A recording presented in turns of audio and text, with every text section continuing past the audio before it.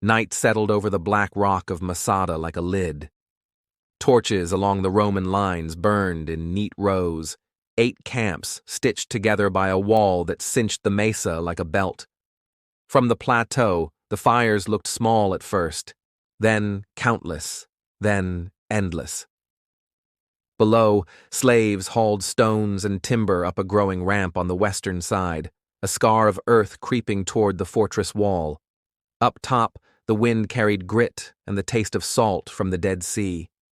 Women poured water into jars. Men checked arrows, mended straps, settled children. Somewhere out in the dark, a ram waited under canvas, iron head ready to swing. Inside the walls, Eleazar ben Yair spoke softly to the men who followed him. They had been running for years. War had broken Jerusalem first.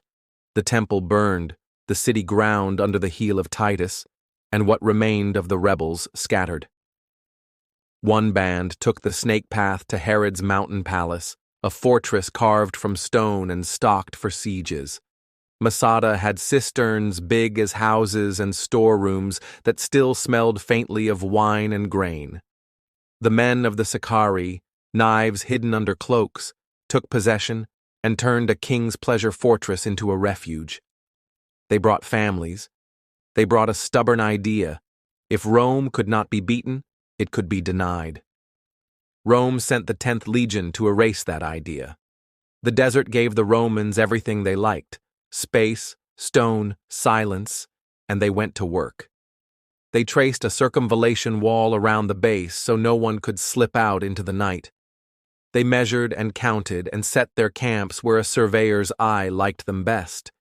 Then they aimed for the weakness any fortress has somewhere, the western slope, where a natural spur fell from the cliff. On that shoulder, they began to build. Each day, the ramp grew. With it, the knowledge on the plateau grew too.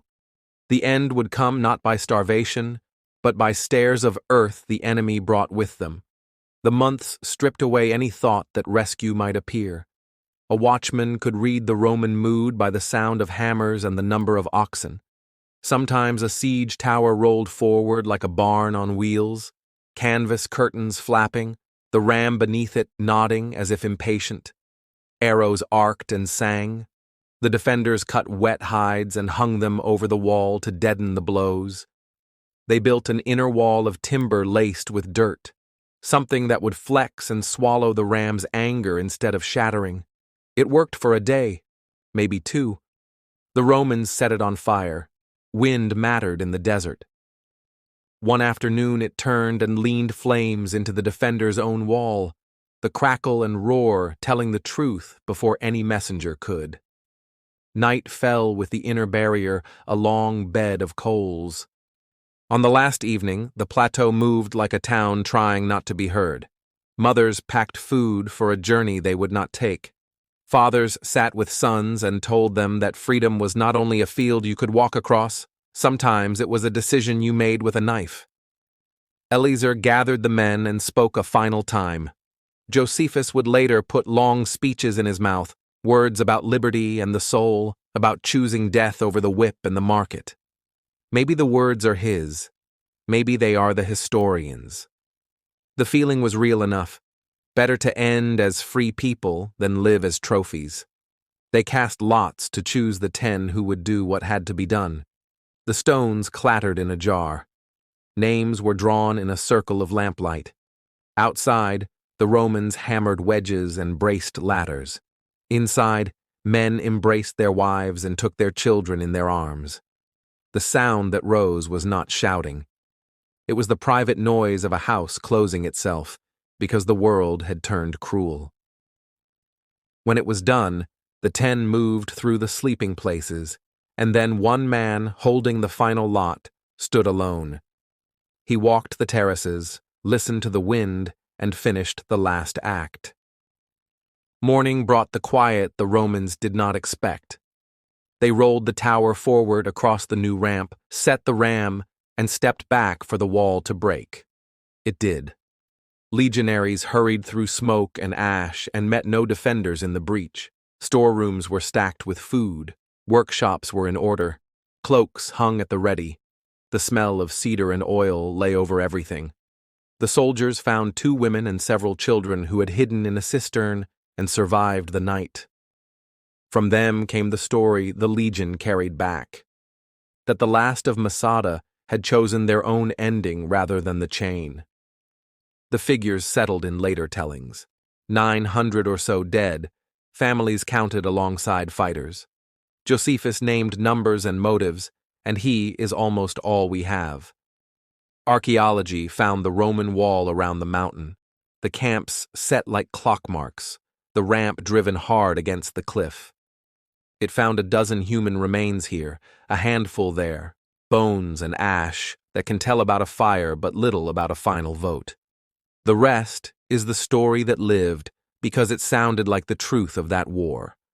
Rome did not lose, but neither did it take everything. The fortress itself told another story in the years after. Wind scoured the plaster on Herod's baths and flaked paint from column drums. Cisterns held nothing but lizards and shadow. Pottery lay where it fell. Only the ramp stayed stubborn, a permanent road to a place no one wanted anymore. Travelers came and made notes. Soldiers came and put names on the camps.